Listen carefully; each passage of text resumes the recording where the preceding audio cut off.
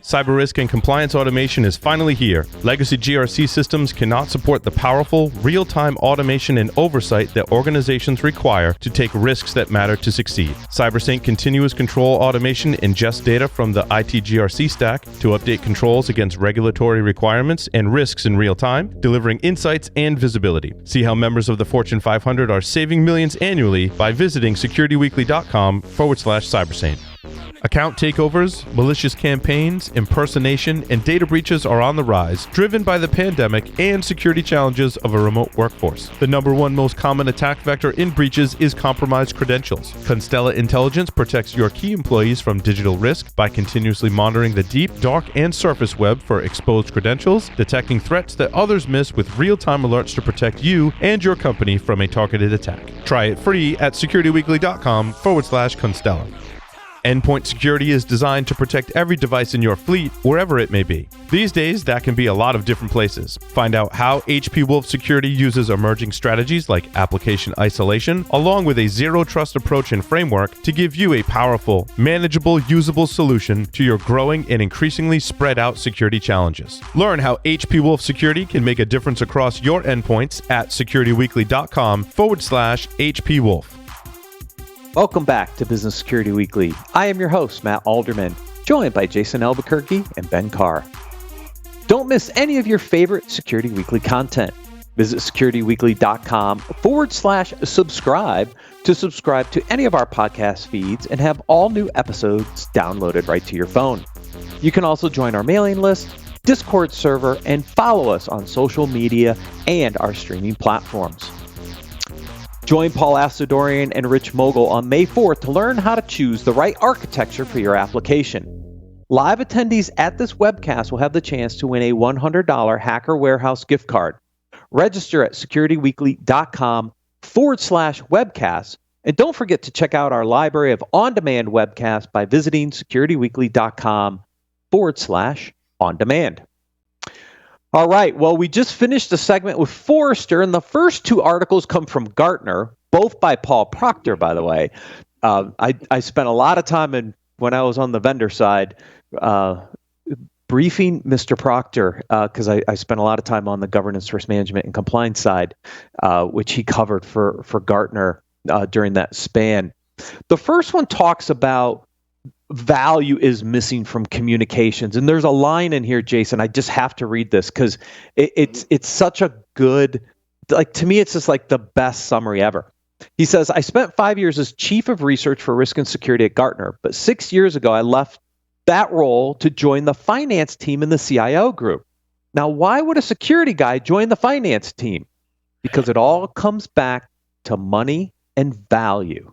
I literally just snorted as I laughed under my breath because I have it right here on my OneNote. I wish I could take a screenshot and show everybody. It's literally the top line, and I have it in all capitals, right? It is. At the end of the day, if you want to influence the CEO, if you want to influence the CFO, if you want to influence the services team, the board, it's going to be about value add. It's going to be about money coming into the business. It's going to be about how do we support revenue, right? How are we impacting the P&L? That's what it's going to come down to. And I put a note in here, we're going to talk about this in the next article about some of these metrics. I always aligned those more tactical, technical metrics to ways and value that I was able to assist and closing winning opportunities for our business, right? We're in a services-oriented business, IT services. So how do I align to opportunities that are won for our organization? And it can come in many fashions. The team can be on a risk management call with a customer that we're trying to onboard, a net new prospect customer, and they're face-to-face with the security team of that customer. And they won't do business with us unless we can pass that risk assessment, right? It's conversations like that. And one of the things I made sure our team always did is tag those opportunities that we had a hand in influencing in Salesforce. Always. And now you're looking at a team who, over the course of a quarter, could have influenced 14 million, 20 million in revenue for the organization because we were able to pass go. we made it past the security team or the risk team that had a hard, fast mantra: we won't do business with you unless you meet our standards. Yep. Yeah, he talks about business value and value-based metrics and non-value-based metrics. And then the second article, he actually talks about 5 metrics, and we'll get there in a second. But one of the metrics in that 5 is know which third-party, risky third parties you're engaged with. To your point, right? Like this is a metric now that people are tracking. If you can't become the business partner to the organization to help them secure other business, then you're missing the value proposition for what you can do in that CISO role. And you've done it so well in your career, Jason. I just, you are a great example of how security can drive value and to drive revenue for the business, because you've proven it over and over again. Yeah, exactly it. And, that's where those more tactical metrics, and it's an education process, right? I mean, my first 6 months, a year, as a CISO to an enterprise IT services organization, I'm not talking to the CEO about time to remediate incidents. I'm educating them on what this means. I'm educating them on, the senior leadership team and the board on the importance of vulnerability management and the patching cadence and all of that. And once they're educated on those metrics, now I can say, see, by us keeping all of these items tight and having good metrics and the ability to show our customers that we're executing on these items, this drives revenue. It allows us to do business with organizations who don't have the risk appetite to not do these vendor risk assessments, or have high expectations of their IT services organization, from a compliance and a risk management perspective, and educating them that, and again, speaking to the IT services business, we ultimately have the keys to the castle to the majority of the infrastructure and technology within an organization's environment. Why wouldn't we be under scrutiny? Why wouldn't we want to have all of our program tight, right? And be able to articulate that to customers. And I think that comes back to, we talked about on the call with Jess there. I think it comes back to that trust quotient, right? Thinking about it more as how you externalize this and how you create transparency for the organization and alignment that you're doing the things that your customers want you to do. And then now you can really start to come back and articulate value and say, how did I shorten the cycle for sales, right? Whether you're in IT services delivery or whether you're making widgets, right? Like everybody's having to do third-party risk assessments right now. And so as part of that, if you can externalize that, make it transparent, make it easy for customers to get to, and you can say, hey, I pulled that back from a 6 or a 3-month process into a 24-hour process just to deliver that information as transparently as possible. You've moved the bubble from a sales perspective. So now you've started to generate that alignment, that trust internally, right? So it's about that two function of internal and external trust that as a CISO, you really have to build. Yeah. I mean, you're winning when you have leaders in the organization call on you to get on conversations with customers, whether it's an escalation conversation, a pre-sales conversation, trying to help from a business value with a partner. When you're involved in those conversations, you're influencing the business. But I will say this, don't go at it with an ego. We're going to talk a little bit later on about skills that CIOs and IT leaders need. One of them is vulnerability. And I would be 100% lying if I went in front of customers who had risk assessments and we always 100% hit the mark on every single control that they expected us to hit. No, it's about having the right conversation with the customer and saying, we're always willing to continuously improve. Your business means something to us. And we're actually going to modify, change, add certain things in place so that we can do business with you, right? So it's having the vulnerable conversation with the customer, the client, and or your internal folks to say, hey, you want to know what? We may not be doing this now, but it's important enough for us to put this into our program and start actioning toward it. And the customers, I don't know if it's surprising or not, but in many instances are like, yeah, absolutely. We'll give you a roadmap so you can catch up, so you can do these things that we're requiring, and just come at it from a level of vulnerability. And that builds trust right there. Because who's going to trust somebody who says they're perfect all the time? No, I think I align with that, Jason. I think I can think of specific instances where I've had conversations with customers. And I think if you come with humility and recognize that the person you're talking to is probably in the same situation you're in with other customers, right? And with their customers. And if you say to them, hey, look, here's where we are, and here's where I can give you confidence that we're doing the right things. But just like you, we have things we need to improve on. And, we're continually working on that improvement model and taking advice, suggestions, things we have to do to better improve the program based upon new intelligence, new threat research, new data. Look, I think that in every instance I've had that conversation, the customers come back and said, yeah, I really appreciate that. And, I'm happy to continue doing business with you because I can trust you. That's it. Yep. Yeah. Transparency and trust for sure. I mean, that's how you win those conversations. And by the way, there is a KPI tied to how many sales calls I'm on, so I'll take that as a compliment.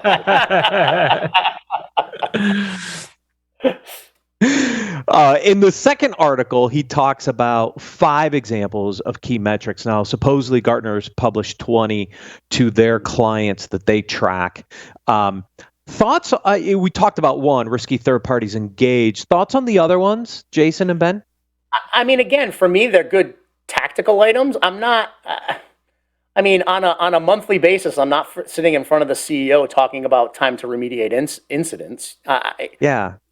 Was kind of, again. These are more tactical metrics that I would say I want to align to more strategic conversations, right? And say this is how we achieved. This strategic goal was by doing these tactical things well. Or, your leading and trailing indicators really should be fodder for a conversation and a path that you're trying to lay out, right? So when I look at phishing reporting rates, I don't know if that's really telling me a ton, right? Really, what's telling me a ton is, am I getting better or worse at something, and what am I doing to correct that behavior or activity? And so, I really think it's super important to figure out what behavior are you trying to incentivize or de-incentivize, and those metrics should align to those things and align to what you're programmatically trying to change. So vulnerabilities, I think it's just kind of pointless to report how many vulnerabilities you have. I think it's really important to report, what's the average remediation time and how are you buying that down, or how are you improving that? And if you're not, what are the things that you're seeing that are causing those problems? And so align, and then figuring out a way to align that to why does the business care? If your vulnerability rate is getting worse, what's the impact to the business over that? And how do you articulate that value, either in a positive or negative way, back to the business so they can see, oh yeah, we need to do something about that. Yeah. The two out of this, quickly, Jason, the 2 out of this 5 that I felt were the most strategic metrics to report to the board was risky third parties, only because there's a potential risk to downtime or business interruption or a data breach because of those relationships. And you could tie that into a risk discussion that the board would care about. The second one was recovery testing. And, do I have critical systems that are resilient and can be restored in the event of downtime or a breach or an attack or something like that? Again, because that to me ties to aspects of risk from a financial or reputational perspective. Those 2 seem to be the most aligned. The other one seemed a little too tactical for me. Yeah. But even still, right? Typically what I like to do from in a business unit strategy is always align my strategic plan to my upper level business initiatives that the entire company is driving toward, right? So for example, if 3 of those are drive revenue, client satisfaction, and employee satisfaction, how do all those things align with those major pillars, right? So recovery testing, that definitely is driving revenue if your systems are, making money for you. It's definitely client satisfaction if you're servicing your customers off of those. It's definitely employee satisfaction if your employees are using those systems. So, align it to those higher level business goals that you're trying to achieve. And if we have an outage because we're not testing, it's going to reduce revenue numbers, right? It's going to reduce client satisfaction numbers. It's going to affect those adversely. But that's why it's really important to understand your business, right? And so if you have had outages or you've had recovery issues in the past that have caused, issues from a customer perspective, then that metric could be easily tied back to, a loss or, an affectation of the revenue stream that you could report on, and then use that for 12 months, 18 months, 24 months to track how you've improved that, and then alter that metric, after after you've managed that. You're still tracking it internally, but you're not going to highlight that to the board if it's happening as intended. What you'd want to do is pivot to some metric that, as Jason said, would align to some benefit that you're experiencing because of the program, or some negative impact that you're trying to solve for. And so I think that's really the most important thing, is understand the business and understand how the metric aligns to the business. Yeah. Well, that comes into Article 3 with the litigation risks, right? Again, lining these risks into the business side, right? Because when you look at these, these are potential areas where the organization could fall under a lawsuit, either as a company or an individual, because the section on CISOs under fire, right? There are some CISOs that are being named as part of some of these data breach lawsuits, which is not good for the person at the end of the day either. Right. Yeah. No, 100% agree. I was going to say, I know both of these individuals, right? And it's personally affecting when something like this happens and you come under fire for it. And I think it's something anybody, who's going after that role of a CISO needs to recognize, that this is now something that potentially could happen. You need to think about that in your negotiations when you're looking at that new role, right? How are you covered by insurance for that? What's the indemnification? Like all those things, if you're going to be let go, are you going to be let go for cause? Then what's the result of that for you from a financial impact if you had no fault? I think all these things are things that people really need to start thinking about. And again, it's a highlight. I think we'll talk about it later. The CISO role being pushed up into into that C-suite. Really, as a C-suite member, you've got those C-suite responsibilities now as well. It's not just you've got a seat at the table, but you potentially have a target on your back in some instances too. Yeah, I couldn't agree more. One of the things I was going to say is make sure that you have some level of that director's protection, right? That officer and director liability protection and insurance when you're taking a role like this. That's one of those safeguards that you have as a leader that you can take advantage of, because, last thing you want is to be liable for, a personal lawsuit against you. So yeah. These are just new challenges that CISOs have to be cognizant of, that, personally could be named in a lawsuit like that. At the end of the day, guys, we've been begging and crawling and scratching for that seat at the table. This is what comes with the seat at the table. Yeah. That's part of the reality. These are things CFOs have been talking about for a lifetime. Yeah, you're right. Next article, we got two back-to-back on the SEC. The first one, the second one's really interesting. The first one talks about what considers a material breach when it comes to reporting a cybersecurity incident to the SEC. And I remember in my consulting days, this first one hits me hard. Incidents violating a company's security policies or procedures, or that expose a company to liability. In my early days of consulting, I remember these huge security policies. They were gigantic. They threw everything in there. And when it's like reading a EULA. It's like when you're reading a EULA, right?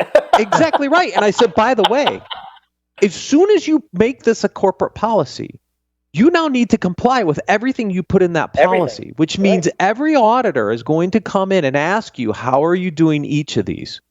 So be careful what you put in your policy, because now a violation of that policy or procedure is now potentially a materially reportable offense up to the SEC as part of this new SEC requirement. I would not make my cybersecurity policies overly large. I'm just saying. Keep it simple, stupid. At the end of the day, there's, this is the blessing and the curse that's coming down the pipeline. Part of this is a blessing that these new rules are going to help heighten security programs and give a little bit of juice to security programs, but it's also going to put a microscope on security programs. Yeah, you need to think about when you're writing a policy, the separation between, policy, and requirements, right? Like there are differences in how you implement those things and how you write them up. But certainly, if you haven't been under intensive or large audit departments before, then you really need to make sure of what you put in there before they come back and ask you how you're doing it. You don't have any documentation or evidence to support that. And hey, by the way, partner with your legal team when you're developing these. Just putting it out there. Yeah, I mean, these other ones make a lot of sense, right? It could impact the financials for the business. It could impact delivery of product. Those all make sense because they have a potentially a financial material component to it. And in this materiality around the finance side from Sarbanes-Oxley is going to get applied to cybersecurity, it looks like here as well. But, those are like, yeah, those make sense. But when you think about, oh, I didn't think about just a violation of my policy, I now have to report that to the SEC. That just changes your whole reporting, requirements as a CISO to your regulator, which I don't think a lot of organizations want to take on. Well, and make sure if you think any of these are occurring, whether you're making the judgment or not, involves your CFO and legal, right? Make sure you're involving them in that discussion, because if they ultimately say we don't believe it is, then they're making the judgment call based upon that, and that's your air cover, right? If you're just making that decision and not weighing in on it with anybody else, you're burdening yourself with that. Shame on you. That decision, yeah. Yeah, no, that's a great point. I mean, that is not one of those decisions you want to make in a vacuum at all. This is a team sport. Yep. Yeah, absolutely. So Ben brought this article up earlier in the week. It's a great article. Sarbanes-Oxley's 20 years old, and now the SEC is proposing a new rule change to make cybersecurity experience required in the boardroom. Very interesting article. I mean, for anybody that lived through the Enron and the MCI financial issues and understand the roots of Sarbanes-Oxley from a financial perspective, they're taking a similar stance here in some respects and saying, well, just like you need somebody the board needs to have understanding of financial impact, now the board has to have an understanding of cybersecurity impact. And so they're looking to propose this rule for all public companies to have these folks on the board. And it's interesting, Ben, what I thought was interesting is their definition of expertise, right? Because it's not just title. It's not, you don't have to be a CISO, but you need to have cybersecurity experience in your history, in your past. Yeah. So the nuance here for me, which I'm not a fan of regulation in general, right? I think hopefully we could do things the right way without having to require regulation. But unfortunately, sometimes you just need it. And I think this is one case where it's just come to a head with too many issues, and we need to start thinking about it. But I think the nuance here versus SOX is, as I read it, they're not actually requiring experience. What they're saying is the board has to disclose what experience they have. So, you could, as a board under this regulation, as I read it, say, we don't have any experience. That'd probably be bad from a shareholder perspective, right? Mm-hmm. But at least they're requiring that alliteration of what is the experience? Is it, do you have certifications? Have you actually sat, butt in seat and actually done the job? What's the background? And so if you articulate that, I think hopefully that's something shareholders can really start looking into now and saying, wow, I didn't realize we didn't really have somebody on the board with any experience. And this is the top level risk that the company's expressing in their annual statement. Yeah. That's interesting. Yeah, that's interesting because, I mean, we've been talking about this for a while as a mandate, that there are conversations around mandating a cybersecurity expert to the board. I mean, Ben, I'd really love to get your opinion on this. Do you think a mandate would be necessary, or do you think it's enough pressure to have to publicly disclose that you have no cybersecurity expertise on your board? I don't know. I'm weighing it in my head right now on the fly, and I'm like, which would be more pressure? Yeah, no, I ride the fence on that, right? I mean, part of me says, look, you need to require it because otherwise people aren't going to do it. But I mean, geez, if you're an institutional investor and you get back a report and it says that, hey, we've got one guy and he took the CISP that didn't pass, what? how is that related experience, and how does that meet our due diligence? That. I mean, I guess it leaves the shareholders holding the bag for not requiring. That's what I was just going to say. Now it's on the appetite of the shareholder. If they even look at that line in the report that says, sorry, we don't have anybody. But then I think if there was a breach or material incidents and the shareholders came back and sued, and the board could state they didn't require it, right?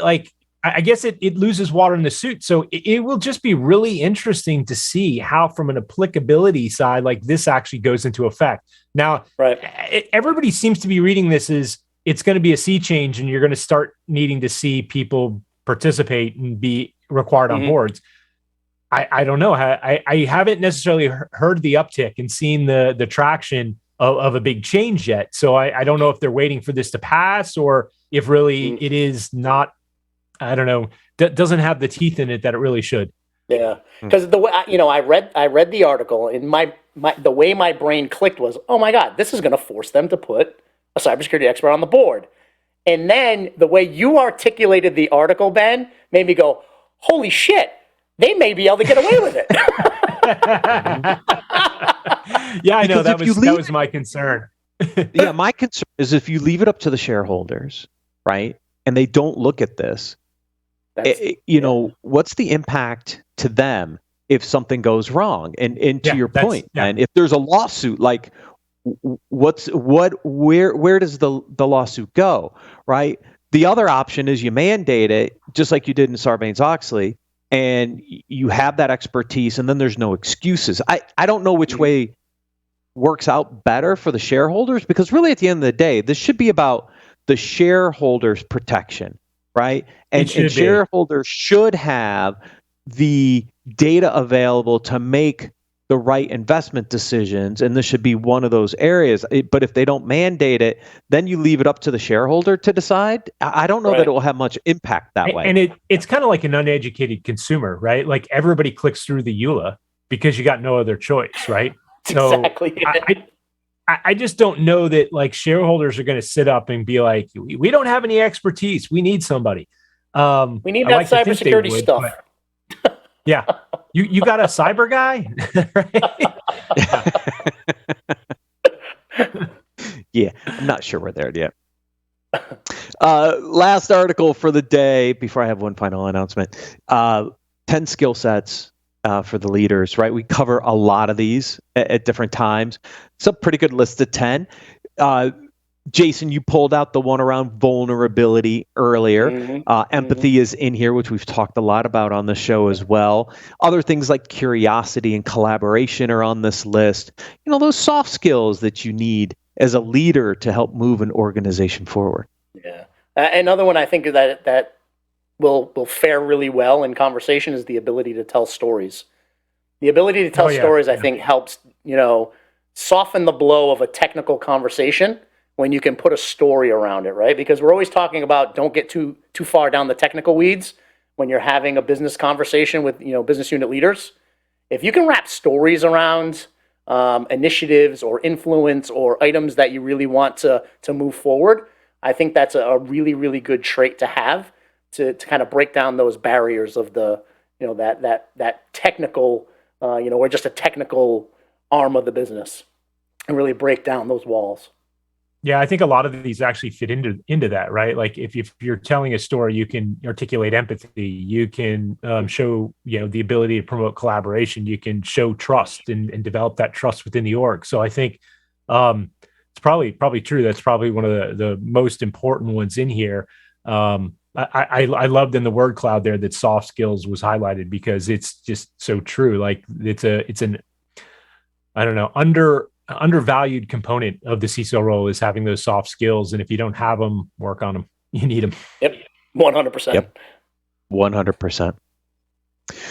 And talking about soft skills, it is with great remorse that this is the last episode with Johnny Blaze, as he's decided to move on from Security Weekly. Johnny, you've been here through a lot of change. I'd like to personally thank you for making Security Weekly the best produced podcast in the industry. You will truly be missed, and we wish you the best of luck. This is to you, buddy. Cheers, my friend. Love you tons.